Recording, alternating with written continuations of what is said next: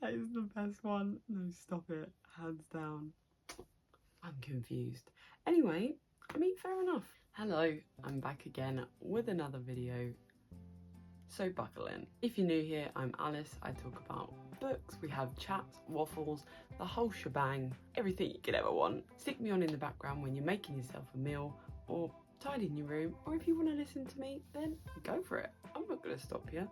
So consider subscribing, hitting that button down below. If you're a returning viewer, welcome back. So today's video is kind of a fun one, something a little bit different, but you know, we love it. We're going to be talking about, once again, yes, we're going to be talking about this book once again. However, a little bit of a twist. So I actually haven't watched the video, but I saw a recommendation video in my YouTube homepage the other day, and it was from somebody called Jack Edwards, who I've never actually watched his videos, but I've seen like some of his thumbnails and titles come up in my recommended before. Maybe I should give him a watch. What do you think? Do you watch him? But I saw he did a reading 1-star reviews of my favorite books, and I thought, what book am I obsessed with at the moment? Now, disclaimer, I will say Romancing Mr Bridgerton is one of my favourite books, but it's definitely a more guilty pleasure book, so it's not my actual favourite, but it's definitely in my books I hold close to my heart category. For the purpose of today's video, this is my favourite. I am obsessed with it, I will be honest. So I thought, how fun would it be to read these 1-star reviews and see what they got going on, huh? So sit tight, buckle in, and let's go on the ride. So this book has 326,000 ratings on Goodreads.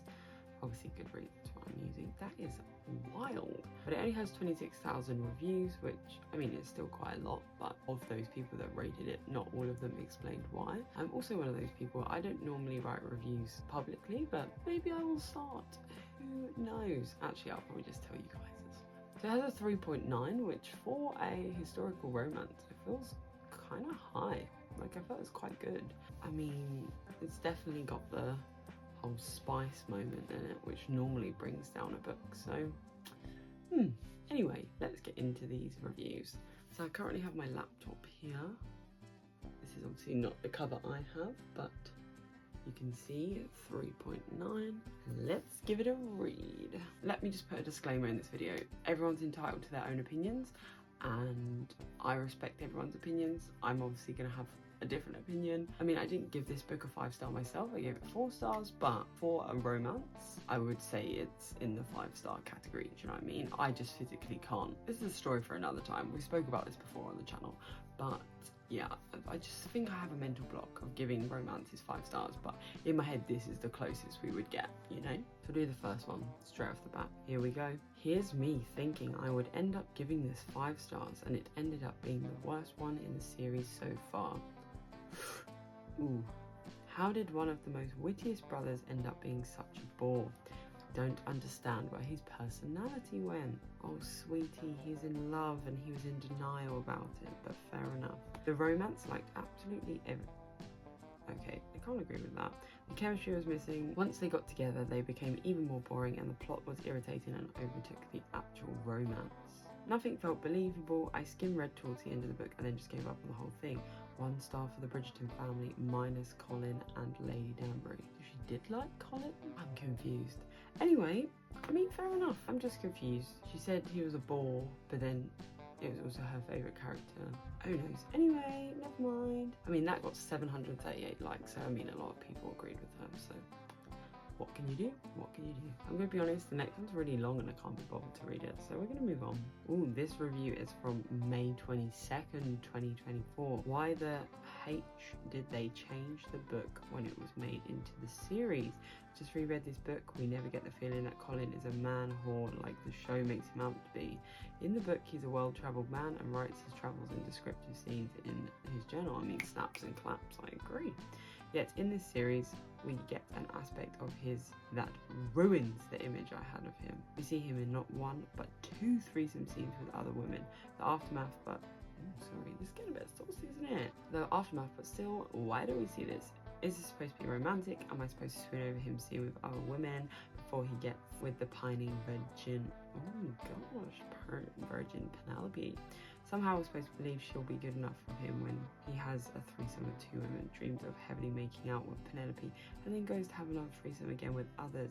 He's supposed to go from sleeping with beautiful, thin women, yes, they get paid, but that's beside the point, in threesomes to Penelope, who's the opposite of these women. Ooh, okay, sweet pea. That was a bit uncalled for, a bit unnecessary. Thank you. Give me a break, I'm so over it. I was also upset at the change in season 2 with Anthony and Kate, and now this. What's the point of making a series based on the books when it's not going to follow it? Thanks Julia Quinn and Shondaland for ruining a series I've loved since I read the traditional paperback way back in the 2000s. Okay, well this isn't actually against the book, is it? This is a 1-star review against the series, so I mean, I think we've kind of missed the point there, but that's fine. I think you've just got to accept the Netflix show is something different to the books. I think if, like, the thing is, right, when you do an adaptation from a book, it's never going to be perfect because, for a start, it's not just, well, unless it's something like Harry Potter, for example, where J.K. Rowling, yes, I know she's problematic, but micromanage pretty much everything, you're not going to get that same kind of effect because the thing is that other people have ideas too. And I think it's pretty good that the author is open to something new. Now, do I think sometimes the show can be problematic and can be a little bit too over, let's say, sourced? Yes, but you know, I love it. It's a guilty pleasure show. It's supposed to be like that. It's not supposed to be this like groundbreaking. At the end of the day, it's a romance story. It's a love story. And it's not supposed to be this groundbreaking best thing you've ever watched or ever read. Like, it's not supposed to be that. And I think that if you wanted that, you'd look for it elsewhere, you know? But I think it's just hard because the books I get are very lovable from the way this woman seems. It seems that she does very much love the book. I do not agree with what she's saying, full stop. But that's okay, it's fine. Like, we're allowed to have different opinions. I do think some things in there were a little bit too far, very uncalled for, so we don't stand that. But I feel like in terms of the talking about the Netflix show compared to the books, I think it's just one of those things where you're gonna have to accept it, that they're doing a different storyline, and that's okay. Like, as I said in my most recent video where I spoke about my review of the first part, I did say it is just like a separate thing, and I have just been treating it like that. And when I do my reviews and my thoughts on it, I do try to, you know, I do compare from the book, and I'm glad they included some of the key moments in there, but I have kind of just come to the realization that it is going to be that way. Now, will I say that they got too distracted with other storylines in the first part of the season? Yes, I think they were setting up way too much going on. I think this could be done over time, or give us more episodes. Do you know what I mean? I feel like do one or the other. It just be like that. Right, shall we do one more? All that for one below average sex scene. I want my money back. Fair enough. This is the thing, it depends what you read books for, isn't it? It does have the spice in there, but ultimately I like this book for the story. I feel like we spoke about this before. Again, it could be something you're not into, but there's a lot of miscommunication.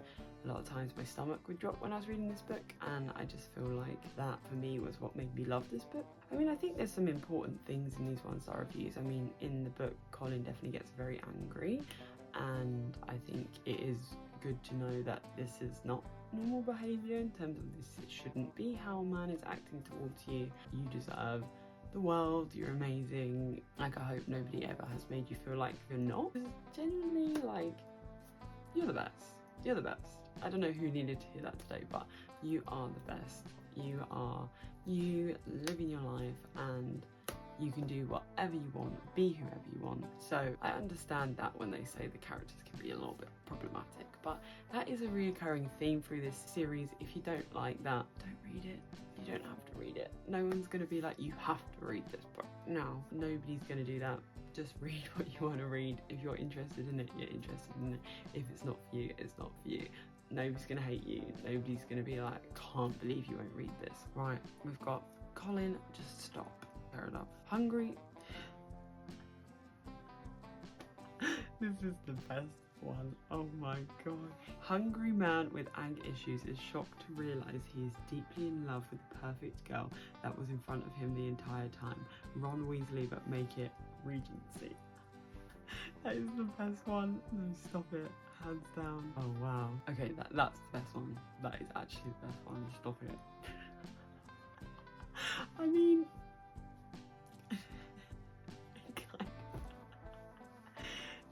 it's the vibe, but I kind of love that vibe. You know, Ron Weasley, but make it Regency. I'm here for it. That's a 4 or 5 star in my opinion. So, what do you know? Boo, Colin. Boo, you're a weenie. Boo. I mean, what's... honestly, people on the internet make me cry. Like, in what world was you like, yeah, this is just what I'm gonna write on here today? Oh, makes me giggle. I'm done. I promise I won't read any more of them. Everyone who has ever told me Regency romance is rooted in a deep love and respect for Austen owes me 100 quid. It's just completely a historical, morally bankrupt Regency Disneyland lol. It does make me giggle. Okay, final one. Underwhelming, just like season 3 part 1, did not finish at chapter 8. Spoiler alert, I just felt bad for Penelope the whole time, and why did they spend half the time talking about who Lady Whistledown is? One conversation is enough. And Colin was as clueless as ever. He was and always will be the least likeable Bridgerton member. My homegirl Penelope deserves better.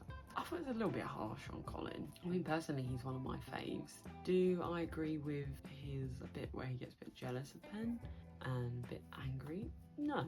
But I appreciate that's something he was working through, and that's not a Pen problem, that's a him problem. And he does recognise that. Well, in my head, he recognises that in his book. Well, I think that's enough for today. That was quite fun. I would definitely do that again, so let me know if you want to see another part of this. We can do different books, because there's definitely some other ones that I really, really love and would love to read the reviews. Just to end this video, basically, everyone's entitled to their own opinion. If you like a book, you like a book. If you don't, you don't. It is what it is, and that's okay. We don't all have to like and dislike the same things, so have your own opinion and just go with it. So don't forget to give this video a big thumbs up, smash that like button, and don't forget to subscribe. Have you subscribed? Have you?